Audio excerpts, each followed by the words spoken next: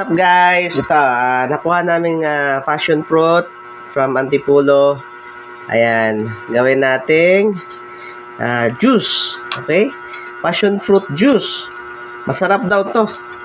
Kaya sa mga hindi pa alam kung paano to kainin, kasi kung malasahan mo to, sobrang asim. Ayan, ayan yun. Ayan. So, gawin natin tong juice. Masarap. Okay. Yan. Lagay lang natin sa baso. And, ganyan yung laman. Yan, no? Yan. Tapos, dalaw kunin natin para medyo masarap. Yan, no?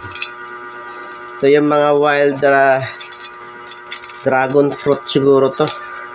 Sa bundok. Yan. Wild fruit. Ayan. Ayan siya. Diba? Juicy. Okay? Ayan. Tanggalin mo lang yan. Then, lagay mo lang sa baso. Timplahan na natin. Squeeze. Squeeze. Okay?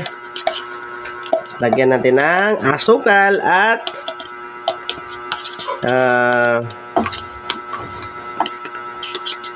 water. Malamig. Kuha tayo tubig ha. Wait lang ha. Kuha tayo ng tubig. Dapat malamig na malamig. No? Sobrang lamig. Dapat. Ayan o.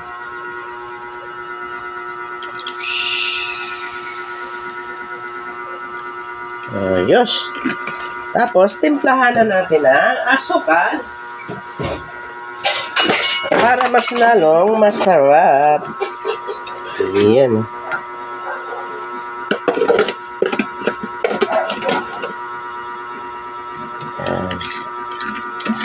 Ayos. Haluin. Mikos-mikos na natin. Okay, tikman na natin.